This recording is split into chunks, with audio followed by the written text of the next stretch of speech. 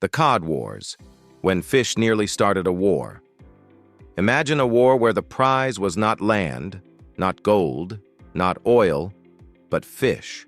No trenches, no bombed cities, no marching armies, just warships, fishing boats, and steel cables slicing through the cold waters of the North Atlantic. In the mid-20th century, a tiny island nation with fewer than 300,000 people challenged one of the most powerful naval forces on Earth, and won. This is the story of the Cod Wars, a strange, tense conflict between Iceland and the United Kingdom over who controlled the fish in the sea. At first glance, the name sounds almost ridiculous. A war over codfish? But behind that simple name was a deadly serious struggle involving national survival, economic collapse, Cold War politics, and the future of international maritime law.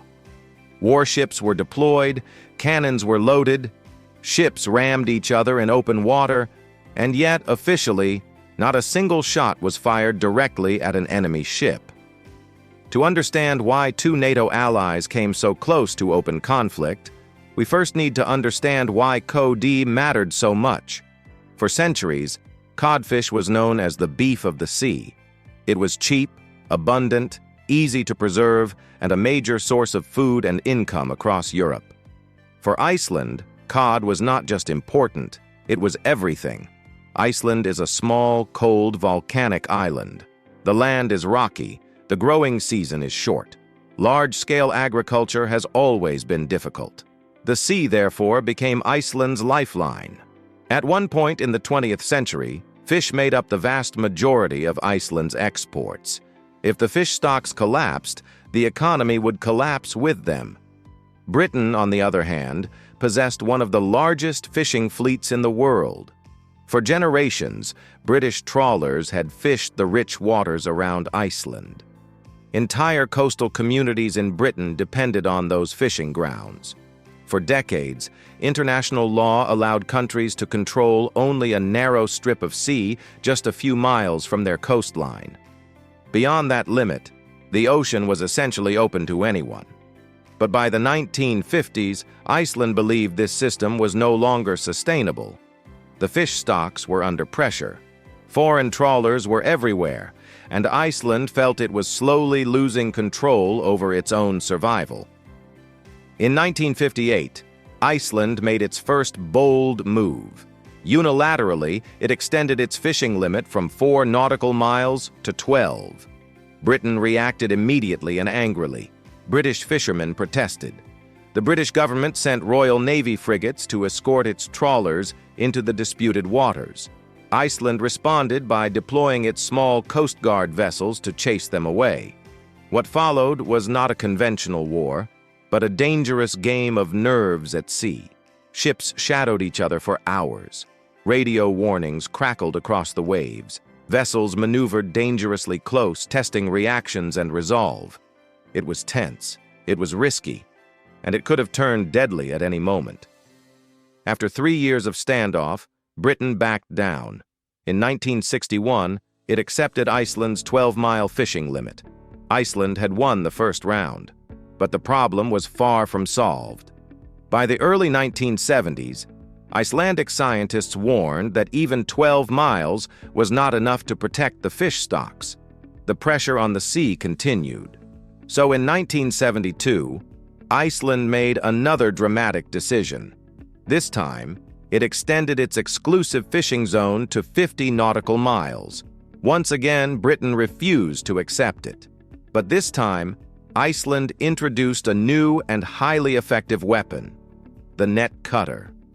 Icelandic Coast Guard ships would approach British trawlers and drag a special device through the water. The device sliced through the steel cables holding the fishing nets. The nets, expensive, vital equipment, sank to the ocean floor. For British fishermen, it was economic disaster. Britain responded by sending in more naval vessels to protect its trawlers. The North Atlantic became crowded with Icelandic patrol boats, British fishing ships, and Royal Navy frigates. Collisions became common. Ships scraped, rammed, and bumped each other deliberately. Hull against hull, steel against steel. It was chaotic and extremely dangerous. Once again, diplomats intervened. In 1973, Britain reluctantly accepted most of Iceland's demands. Iceland kept the 50-mile zone, but Iceland was not finished. Just 2 years later, in 1975, Iceland made its boldest move yet. It extended its fishing zone to an astonishing 200 nautical miles. Today, this sounds normal. Many countries now claim a 200-mile exclusive economic zone. But at the time, this was revolutionary and deeply controversial. British trawlers continued to enter the waters. Icelandic patrol boats continued to cut nets and block access. The confrontations intensified. At one point, Iceland went so far as to break diplomatic relations with Britain.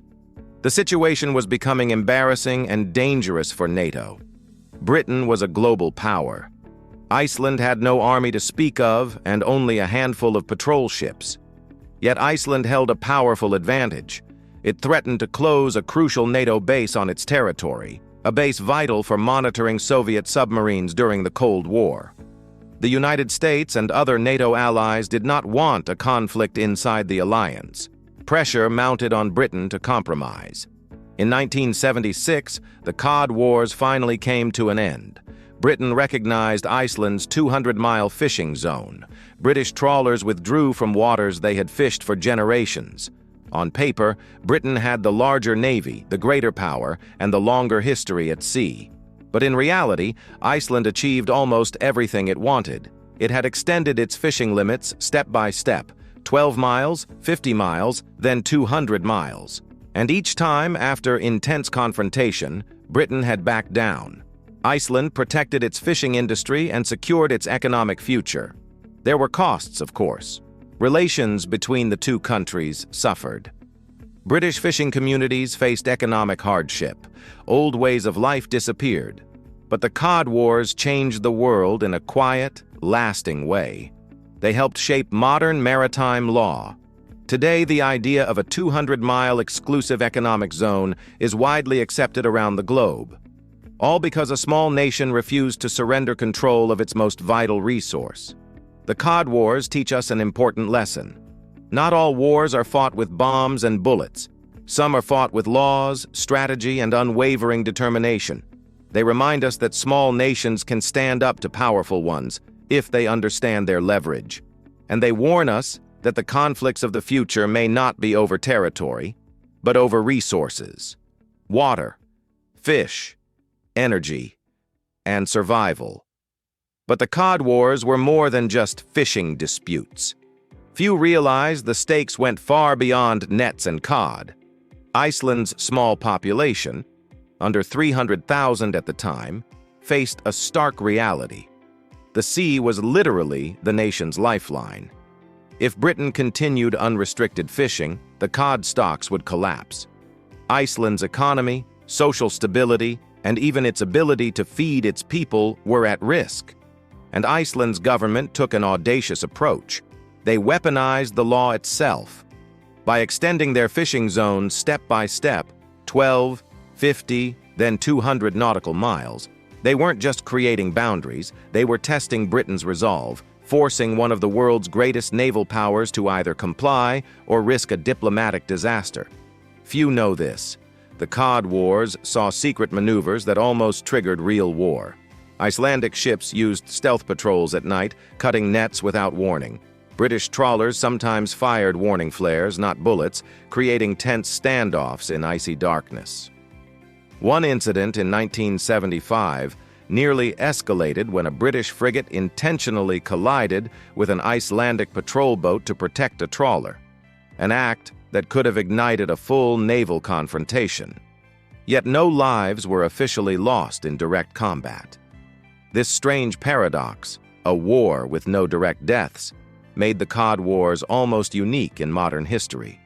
The psychological warfare alone, constant shadowing, tense maneuvering, and economic threats, left both nations on edge for years. Here's a rare fact.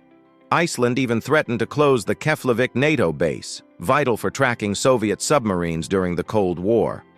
Suddenly, this small island nation held strategic leverage far beyond its size, forcing NATO allies to intervene diplomatically. Britain, which had one of the largest navies in the world, had to yield, not because of combat, but because Iceland held the keys to a Cold War chessboard.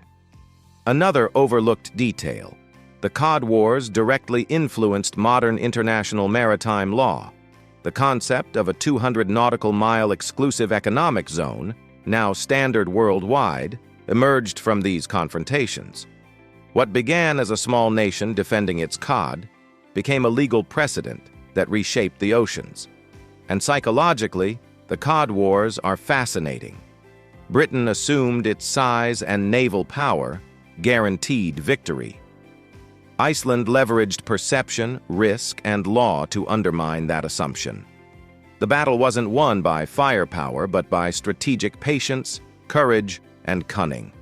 For the audience, this is magnetic. A David versus Goliath story, but told in steel ships, icy waters, and legal codes instead of swords and shields.